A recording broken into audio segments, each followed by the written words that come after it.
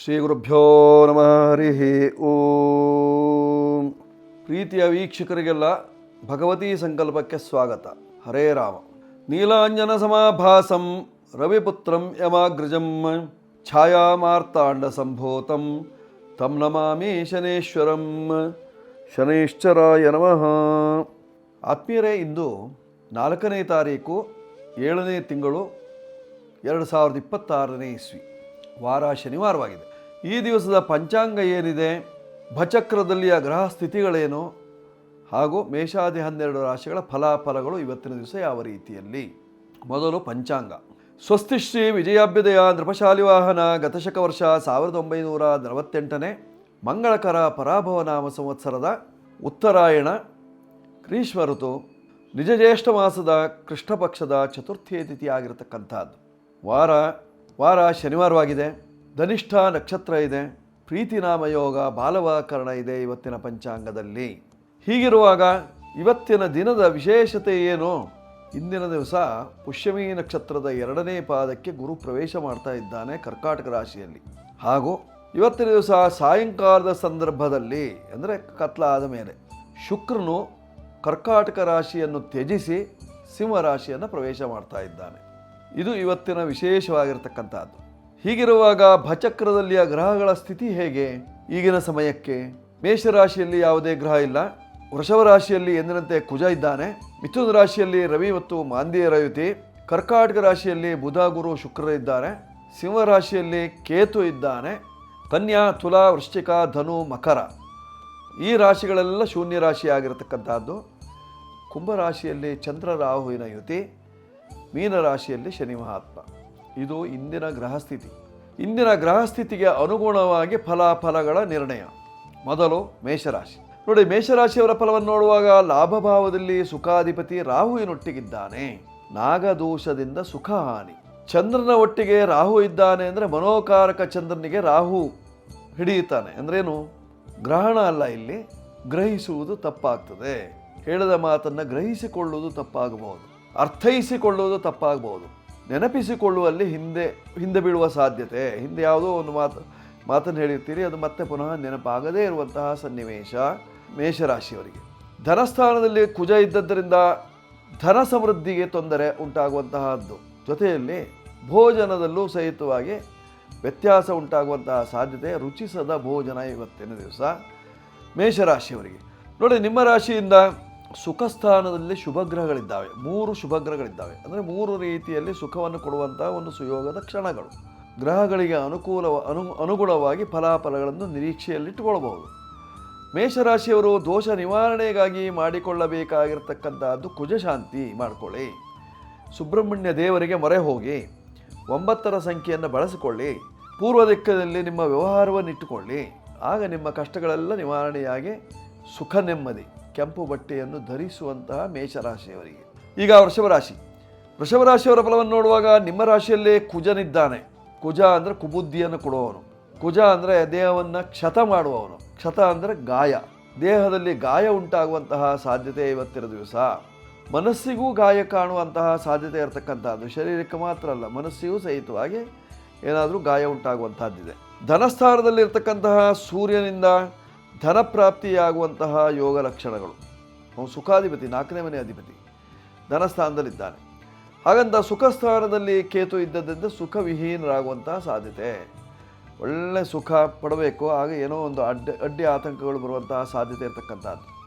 ಇವತ್ತಿನ ದಿವಸ ಒಳ್ಳೆಯ ಹೋಟೆಲಿಗೆ ಹೋಗಿ ಒಳ್ಳೆಯ ರೀತಿಯಲ್ಲಿ ಮಸಾಲೆನ ಏನಾದ್ರು ಒಂದು ತಿನ್ನಬೇಕು ಆಸೆ ಇರ್ತದೆ.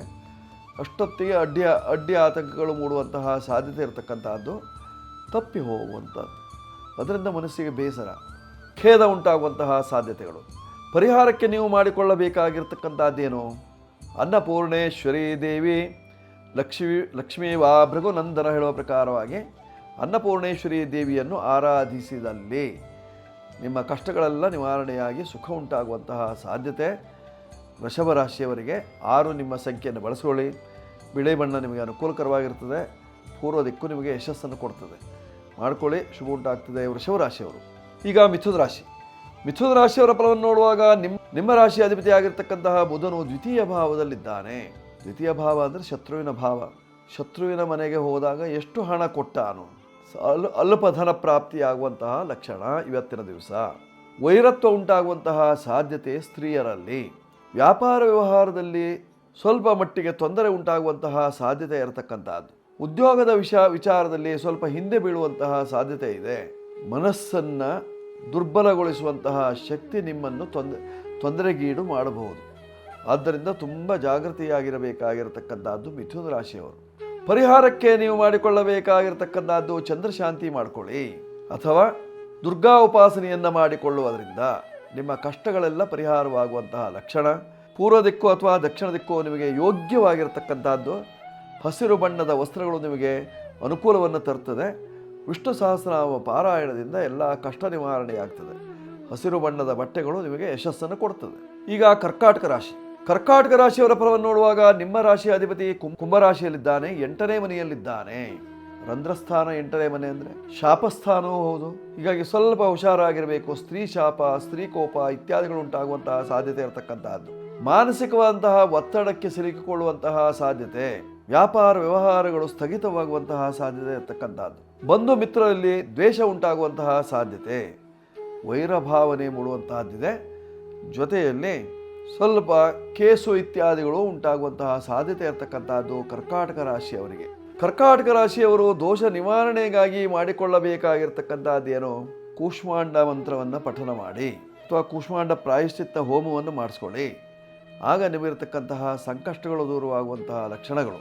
ಬಳಸಿಕೊಳ್ಳಬೇಕಾಗಿರ್ತಕ್ಕಂತಹ ಸಂಖ್ಯೆ 2 ಬಳಸ್ಕೊಳ್ಳಿ. ಬಿಳಿ ಬಣ್ಣದ ವಸ್ತ್ರಗಳು ನಿಮಗೆ ಹಿತವಾಗಿರ್ತದೆ. ಪಶ್ಚಿಮ ದಿಕ್ಕು ಅಥವಾ ದಕ್ಷಿಣ ದಿಕ್ಕು ನಿಮಗೆ ಯಶಸ್ಸನ್ನು ಕೊಡ್ತದೆ. ಮಾಡ್ಕೊಳ್ಳಿ, ಶುಭ ಉಂಟಾಗ್ತದೆ ಕರ್ಕಾಟಕ ರಾಶಿಯವರು ಇವತ್ತಿನ ಕಾಲ ಲಕ್ಷಣದಲ್ಲಿ. ಈಗ ಸಿಂಹರಾಶಿ. ಸಿಂಹರಾಶಿಯವರ ಫಲವನ್ನು ನೋಡುವಾಗ ನಿಮ್ಮ ರಾಶಿಯಲ್ಲೇ ಕೇತು ಇದ್ದಾನೆ. ಇನ್ನೇನು ನಾಳೆಯ ದಿವಸ ಶುಕ್ರ ಬಂದ ಸೇರ್ಕೊಳ್ತಾನೆ. ಹೀಗಾಗಿ ಸಿಂಹರಾಶಿಯವರಿಗೂ ಸ್ವಲ್ಪ ಕಷ್ಟದ ಕಾಲವಾಗಿರತಕ್ಕಂಥದ್ದು. 7ನೇ ಮನೆಯಲ್ಲಿ ರಾಹು ಇದ್ದಾನೆ. ದಾಂಪತ್ಯ ಜೀವನದಲ್ಲಿ ವಿರಸ. 8ನೇ ಮನೆಯಲ್ಲಿ ಶನಿ ಇದ್ದಾನೆ. ಹೆಣ್ಣು ಮಕ್ಕಳಿಗೆ ಮಾಂಗಲ್ಯ ದೋಷ.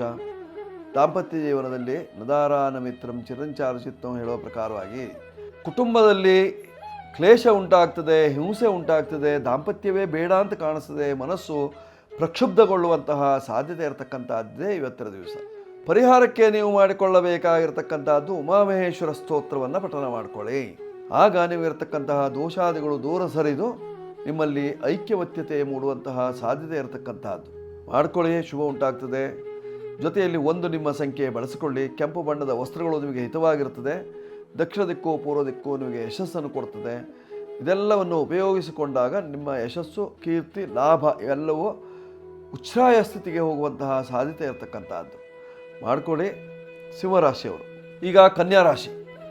ಕನ್ಯಾರಾಶಿಯವರ ಫಲವನ್ನು ನೋಡುವಾಗ ಸಪ್ತಮ ಸ್ಥಾನದಲ್ಲಿ ಶನಿ ಮಹಾತ್ಮ ನಿಂತು ನೋಡ್ತಾ ಇದ್ದಾನೆ.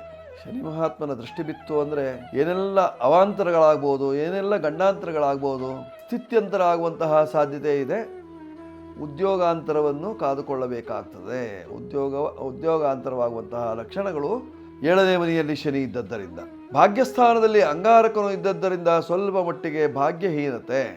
ಅಂಗಾರಕನು ಭಾಗ್ಯದಲ್ಲಿದ್ದಾನೆ ಅಂದರೆ ಕುಲದೇವತೆಗಳು ತುಷ್ಟರಾಗಿರುವುದಿಲ್ಲಂತೆ, ಪುಷ್ಟರಾಗುವಂತಹ ಸಾಧ್ಯತೆ ಇರತಕ್ಕಂತಹದ್ದು. ಅದರಿಂದ ಏನಾದರೂ ಸಣ್ಣ ಪುಟ್ಟ ತೊಂದರೆಗಳು ಉಂಟಾಗ್ತದೆ ಕನ್ಯಾರಾಶಿಯವರಿಗೆ. ಕನ್ಯಾರಾಶಿಯವರಿಗೆ ಲಾಭಸ್ಥಾನದಲ್ಲಿ 3 ಶುಭಗ್ರಹಗಳು ಇದ್ದದ್ರಿಂದ ಒಳ್ಳೆಯ ಲಾಭ ಉಂಟಾಗುವಂತಹ ಸಾಧ್ಯತೆ ಇರತಕ್ಕಂಥದ್ದು. ವಾಸ್ತು ದೋಷಕ್ಕೆ ಪರಿಹಾರ ಮಾಡಿಕೊಳ್ಳಿ, ಅಥವಾ ವಾಸ್ತುವಿನ ಗಿಡವನ್ನು ಮನೆಯಲ್ಲಿಡಿ. ಬಿದಿರಿನ ಗಿಡ ಭಾಳ ಅದ್ಭುತವಾಗಿರ್ತಕ್ಕಂತಹ ಶಕ್ತಿ ಇದೆ. ಇದನ್ನು ಮನೆಯಲ್ಲಿಟ್ಟಾಗ ಕಷ್ಟ ಕೋಟಲೆಗಳೇ ಪರಿಹಾರವಾಗಿ, ಸುಖ ನೆಮ್ಮದಿ, ವಾಸ್ತು ದೋಷ ಪರಿಹಾರವಾಗಿ ಅಂತಹ ಮನೆಯಲ್ಲಿ ನಿಮಗೆ ವಾಸ್ತವ್ಯಕ್ಕೆ ಯೋಗ್ಯವಾಗಿರತಕ್ಕಂಥದ್ದು ಧನ ಸಮೃದ್ಧಿ ಆಗ್ತದೆ. ಪರಿಹಾರಕ್ಕಾಗಿ ವಾಸ್ತುವಿನ ಗಿಡವನ್ನು ಇಟ್ಕೊಳ್ಳಿ. 5 ನಿಮ್ಮ ಸಂಖ್ಯೆ ಬಳಸಿಕೊಳ್ಳಿ. ಉತ್ತರ ದಿಕ್ಕು ಪಶ್ಚಿಮ ದಿಕ್ಕು ನಿಮಗೆ ಯಶಸ್ಸನ್ನು ಕೊಡ್ತದೆ. ವಿಷ್ಣು ದೇವರ ಅನುಗ್ರಹದಿಂದ ಕಷ್ಟ ನಿವಾರಣೆಯಾಗುವಂತಹ ಲಕ್ಷಣ ಇವತ್ತಿನ ದಿವಸ ಕನ್ಯಾರಾಶಿಯವರಿಗೆ. ಈಗ ತುಲಾರಾಶಿ. ನೋಡಿ, ತುಲಾರಾಶಿಯವರ ಫಲವನ್ನು ನೋಡುವಾಗ ನಿಮ್ಮ ರಾಶಿಯಿಂದ ಲಾಭಾಧಿಪತಿಯಾಗಿರ್ತಕ್ಕಂತಹ ರವಿ ಭಾಗ್ಯ ರಾಶಿಯಲ್ಲಿದ್ದಾನೆ. ತುಲಾರಾಶಿಯವರಿಗೆ ಭಾಗ್ಯವೃದ್ಧಿ ಆಗುವಂತಹ ಲಕ್ಷಣ. ತುಲಾರಾಶಿಯವರಿಗೆ ಗರ್ಭಿಣಿ ಸ್ತ್ರೀಯರಿಗೆ ಅತ್ಯಂತ ಅನುಕೂಲ ಉಂಟಾಗುವಂತಹ ಕ್ಷಣಗಳು. 7.5 ಇಲ್ಲ, ಪಂಚಮ ಶನಿ ಇಲ್ಲ, ಶನಿಯ ದೃಷ್ಟಿ ಇಲ್ಲ. ಆದರೆ ಲಾಭಭಾವದಲ್ಲಿರ್ತಕ್ಕಂತಹ ಸೂರ್ಯನು ಶತ್ರುವಿನ ಮನೆಯಲ್ಲಿದ್ದಾನೆ. ಅದರಿಂದ ನಿಮಗೆ ತೊಂದರೆ ಆಗುವಂತಹ ಸಾಧ್ಯತೆ ಇರತಕ್ಕಂತಹದ್ದು ತುಲಾರಾಶಿಯವರಿಗೆ. ವ್ಯವಹಾರದಲ್ಲಿ ತೊಡಕಿಲ್ಲ, ಮಾನಸಿಕವಾದಂತಹ ಒತ್ತಡ ಇಲ್ಲ. ದೈನಂದಿನ ಜೀವನದಲ್ಲಿ ಸಾಕಷ್ಟು ಸುಖ ನೆಮ್ಮದಿ ಇದೆ. ಆದರೆ ನಿಮ್ಮ ಉದ್ಯೋಗ ವ್ಯವಹಾರಗಳಿಗೆ ಅಡಚಣೆ, ತೊಂದರೆಗಳು. ಪರಿಹಾರಕ್ಕಾಗಿ ನೀವು ಭುವನೇಶ್ವರಿ ಶಾಂತಿಯನ್ನು ಮಾಡಿಸ್ಕೊಂಡ್ರೆ ಒಳ್ಳೆಯದು, ಅಥವಾ ಭುವನಗಿರಿಯ ಭುವನೇಶ್ವರಿ ದರ್ಶನವನ್ನು ಮಾಡುವುದರಿಂದ ಕ್ಷೇಮ ಉಂಟಾಗುವಂತಹ ಸಾಧ್ಯತೆ ಇರತಕ್ಕಂಥದ್ದು. ಆರೋಗ್ಯ ವೃದ್ಧಿಯನ್ನು ಕಂಡುಕೊಳ್ಳಿ. ಜೊತೆಯಲ್ಲಿ ಯಶಸ್ಸಿಗಾಗಿ, ಕೀರ್ತಿಗಾಗಿ ನೀವು ವಿಶೇಷವಾಗಿ ಚಂದ್ರಶಾಂತಿಯನ್ನು ಮಾಡಿಕೊಳ್ಳುವುದರಿಂದ ನಿಮ್ಮ ಕಷ್ಟಗಳೆಲ್ಲ ಪರಿಹಾರವಾಗಿ ಸುಖ ಪ್ರಾಪ್ತಿಯಾಗುವಂತಹ ಲಕ್ಷಣ ಇಂದಿನ ದಿವಸ ತುಲಾರಾಶಿಯವರಿಗೆ. ಈಗ ವೃಶ್ಚಿಕ ರಾಶಿಯವರ ಫಲವನ್ನು ನೋಡುವಾಗ ನಿಮ್ಮ ರಾಶಿ ಅಧಿಪತಿ ಸಪ್ತಮದಲ್ಲಿತ್ತು, ಪೂರ್ಣ ದೃಷ್ಟಿಯಲ್ಲಿ ನೋಡ್ತಾ ಇದ್ದಾನೆ. ಭಾವಪುಷ್ಟಿ ಯೋಗ ಇದೆ. ವ್ಯಾಪಾರಸ್ಥರಿಗೆ ಅನುಕೂಲ. ದಿನಸಿ ವ್ಯಾಪಾರವನ್ನು ಮಾಡತಕ್ಕಂಥವರಿಗೆ, ದೈನಂದಿನ ಬಳಕೆಗೆ ಬೇಕಾಗಿರ್ತಕ್ಕಂತಹ ದೈನಂದಿನ ವಸ್ತುಗಳ ವ್ಯಾಪಾರ ವ್ಯವಹಾರವನ್ನು ಮಾಡುವವರಿಗೆ ಅನುಕೂಲ ಉಂಟಾಗುವಂತಹ ಸಾಧ್ಯತೆಗಳು. ಸ್ವಲ್ಪ ಪಂಚಮ ಶನಿ ಇದ್ದದ್ದರಿಂದ ಮನಸ್ಸಿಗೆ ದೂಡ, ಮಕ್ಕಳ ಬಗ್ಗೆ ಚಿಂತೆ, ಅಭಿವೃದ್ಧಿ ಮುಟಕಾಯಿತಲ್ಲ ಹೇಳುವಂತಹ ಭಾವನೆ ಇತ್ಯಾದಿಗಳು ಮೂಡುವಂತಹ ಸಾಧ್ಯತೆ ಇರತಕ್ಕಂತಹದ್ದು. ಈ ಎಲ್ಲ ದೋಷ ನಿವಾರಣೆಗಾಗಿ ನೀವು ಮಾಡಬೇಕಾಗಿರ್ತಕ್ಕಂತಹದ್ದು ಸುಬ್ರಹ್ಮಣ್ಯ ಪ್ರಾರ್ಥನೆ ಮಾಡಿಕೊಳ್ಳಿ. ಸಾಧ್ಯವಾದರೆ ಸುಬ್ರಹ್ಮಣ್ಯಕ್ಕೆ ಹೋಗಿ ಬನ್ನಿ. 9ರ ಸಂಖ್ಯೆಯನ್ನು ಬಳಸಿಕೊಳ್ಳಿ. ಕೆಂಬಣ್ಣದ ವಸ್ತ್ರಗಳು ನಿಮಗೆ ಹಿತವನ್ನು ತರುತ್ತದೆ. ಉತ್ತರ ದಿಕ್ಕಿನಲ್ಲಿ ವ್ಯವಹಾರವನ್ನು ಇಟ್ಟುಕೊಳ್ಳುವುದರಿಂದ ಕ್ಷೇಮ ಉಂಟಾಗ್ತದೆ. ಈಗ ಧನುರಾಶಿಯವರ ಫಲವನ್ನು ನೋಡುವಾಗ ಸಪ್ತಮ ಸ್ಥಾನದಲ್ಲಿರ್ತಕ್ಕಂತಹ ರವಿ ಒಳ್ಳೆಯ ಫಲವನ್ನು ನೀಡುವಂತಹ ಸಾಧ್ಯತೆ ಇರತಕ್ಕಂಥದ್ದು. ಸುಖ ಸ್ಥಾನದಲ್ಲಿ ಶನಿ ಮಹಾತ್ಮ ಇದ್ದಾನೆ. ಆದ್ದರಿಂದ ಸುಖಕ್ಕೆ ತೊಂದರೆ, ವ್ಯಾಪಾರಕ್ಕೆ ತೊಂದರೆ, ವ್ಯವಹಾರಕ್ಕೆ ತೊಂದರೆ, ವಾಹನದಲ್ಲಿ ಅಪಾಯಗಳು ಅಥವಾ ಬಂಧುಗಳಿಂದ ಅಪಾಯಗಳು ಉಂಟಾಗುವಂತಹ ಸಾಧ್ಯತೆ ಇರತಕ್ಕಂಥದ್ದು ಇವತ್ತಿನ ದಿವಸ ಧನುರಾಶಿಯವರಿಗೆ. ನಿಮ್ಮ ರಾಶಿಗೆ ಭಾಗ್ಯರಾಶಿಯಲ್ಲಿರ್ತಕ್ಕಂತಹ ಕೇತು ಪೂರ್ಣ ದೃಷ್ಟಿಯಲ್ಲಿ ನಿಮ್ಮ ಲಗ್ನವನ್ನು ನೋಡ್ತಾ ಇದ್ದದ್ದರಿಂದ, ಧನುರಾಶಿಯನ್ನು ನೋಡ್ತಾ ಇದ್ದದರಿಂದ ಕೆಲವರಿಗೆ ಮಾತ್ರ ಮಾಟ ಮಂತ್ರಾದಿಗಳ ಭಯ, ಆತಂಕಗಳು ಮೂಡುವಂತಹ ಸಾಧ್ಯತೆ ಇದೆ. ಪರಿಹಾರಕ್ಕಾಗಿ ಅಘೋರಾಸ್ತ್ರ ಜಪ, ಅಘೋರ ಹೋಮ ಇತ್ಯಾದಿಗಳನ್ನು ಮಾಡಿಕೊಳ್ಳುವುದರಿಂದ ಕ್ಷೇಮ ಉಂಟಾಗ್ತದೆ. ನೀವು ಬಳಸಿಕೊಳ್ಳಬೇಕಾಗಿರ್ತಕ್ಕಂತಹ ಸಂಖ್ಯೆ 3 ಬಳಸಿಕೊಳ್ಳಿ. ಉತ್ತರ ದಿಕ್ಕು ನಿಮಗೆ ವ್ಯವಹಾರಕ್ಕೆ ಅನುಕೂಲಕರವಾಗಿರ್ತಕ್ಕಂಥದ್ದು. ಹಳದಿ ಬಣ್ಣದ ವಸ್ತ್ರಗಳು ನಿಮಗೆ ಹಿತವಾಗಿರ್ತದೆ. ಶುಭಕ್ಕಾಗಿ ನೀವು ದರ್ಶನ ಮಾಡಬೇಕಾಗಿರ್ತಕ್ಕಂಥದ್ದು ರಾಘವೇಂದ್ರ ಸ್ವಾಮಿಗಳನ್ನು ದರ್ಶನ ಮಾಡಿಕೊಳ್ಳಿ, ಶುಭವಾಗುತ್ತೆ ಇವತ್ತಿನ ದಿವಸ.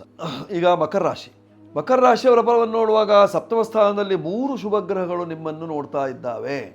3 ಕಾಲದಲ್ಲೂ ನಿಮಗೆ ಅಭಿವೃದ್ಧಿ ಆಗುವಂತಹ ಲಕ್ಷಣ ಇವತ್ತಿನ ದಿವಸ. 3 ಕಾಲದಲ್ಲಿ ಎಂದರೆ ಪ್ರಾತಃ ಕಾಲದಲ್ಲಿ, ಮಧ್ಯಾಹ್ನ ಕಾಲದಲ್ಲಿ, ಸಾಯಂಕಾಲದಲ್ಲಿ ಅಭಿವೃದ್ಧಿ ಆಗುವಂತಹ ಲಕ್ಷಣಗಳು. ಇಂದಿನ ಅಭಿವೃದ್ಧಿ 100 ಕಾಲ ಉಳಿಯುವಂತಹ ಸಾಧ್ಯತೆ ಇರತಕ್ಕಂಥದ್ದು. ಸಪ್ತಮದಲ್ಲಿ ಶುಕ್ರ ಇದ್ದದ್ದರಿಂದ, ಸಪ್ತಮದಲ್ಲಿ ಗುರು ಉಚ್ಚರಾಗಿದ್ದರಿಂದ ದೈವಾನುಕೂಲ, ನೆಮ್ಮದಿ ಎಲ್ಲವೂ ಇರತಕ್ಕಂಥದ್ದಿದೆ ಮಕರ ರಾಶಿಯವರಿಗೆ. ಆದರೆ ಧನಸ್ಥಾನದಲ್ಲಿ ರಾಹು ಇದ್ದದ್ದರಿಂದ ಹಣಕಾಸಿನ ಚಿಂತೆ ಉಂಟಾಗುವಂತಹ ಸಾಧ್ಯತೆ, ಸಾಲ ಭಾಳಷ್ಟು ಆಗಿಬಿಟ್ಟಿದೆ.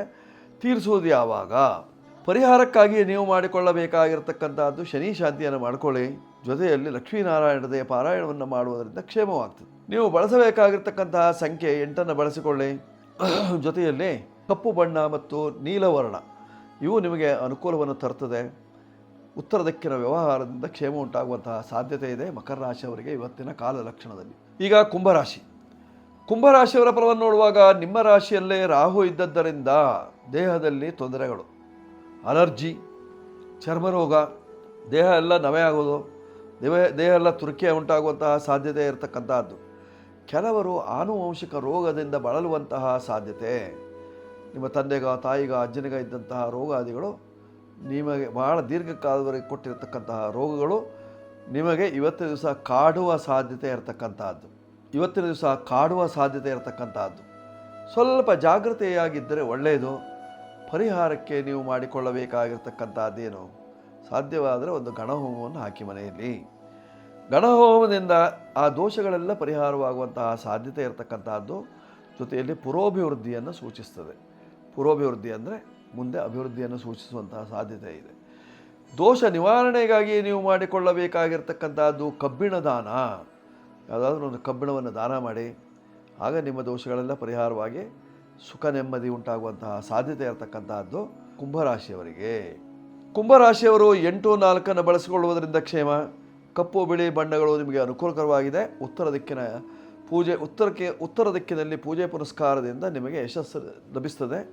ಮಾಡಿಕೊಳ್ಳಿ, ಶುಭ ಉಂಟಾಗ್ತದೆ ಕುಂಭರಾಶಿಯವರು. ಈಗ ಮೀನರಾಶಿಯವರ ಫಲವನ್ನು ನೋಡುವಾಗ ನಿಮ್ಮ ರಾಶಿಯಲ್ಲೇ ಶನಿ ಮಹಾತ್ಮನಿದ್ದಾನೆ ನೋಡಿ. ಪಂಚಮದಲ್ಲಿ ಬುಧ, ಗುರು, ಶುಕ್ರ 3 ಶುಭಗ್ರಹಗಳಿದ್ದಾವೆ. ಪಂಚಮದಲ್ಲಿರತಕ್ಕಂತಹ ಶುಕ್ರನು ಷಷ್ಠಕ್ಕೆ ಹೋಗ್ತಾ ಇದ್ದಾನೆ ನಾಳೆ ದಿವಸ. ಷಷ್ಠಕ್ಕೆ ಹೋಗ್ತಾ ಇದ್ದಾನೆ ಇಂದಿನ ದಿವಸ.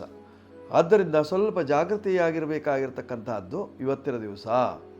ಏನಾದರೂ ಸಾಯಂಕಾಲ ಸಂದರ್ಭದಲ್ಲಿ ಎಲ್ಲಾದರೂ ಎಡವಿ ಬಿದ್ದು ಪೆಟ್ಟಾಗಿ ಮನಸ್ತಾಪವಾಗಿ ಕಣ್ಣಲ್ಲಿ ನೀರು ಹಾಕ್ತಾ ನೀವು ಮತ್ತೊಂದು ಮನೆಗೆ ಹೋದ್ರಿ ಅಂತ ಆದರೆ ನಿಮಗೆ ಖಂಡಿತವಾಗಿಯೂ ಅದರಿಂದ ಅಭಿವೃದ್ಧಿ ಆಗೋದಿಲ್ಲ. ಕ್ಷೇಮ ಉಂಟಾಗಬೇಕು ಅಂತಾದಲ್ಲಿ ಮೀನರಾಶಿಯವರು ವಿಶೇಷವಾಗಿ ಕ್ಷೇಮವಾಗಬೇಕು ಅಂತಾದಲ್ಲಿ ಮೀನರಾಶಿಯವರು ಅವಶ್ಯವಾಗಿ ಮತ್ಸ್ಯನಾರಾಯಣನ ಪೂಜೆಯನ್ನು ಮಾಡಿಕೊಳ್ಳುವುದರಿಂದ ನಿಮ್ಮ ಕಷ್ಟಗಳೆಲ್ಲ ಪರಿಹಾರವಾಗುವಂತಹ ಸಾಧ್ಯತೆ ಇರತಕ್ಕಂಥದ್ದು.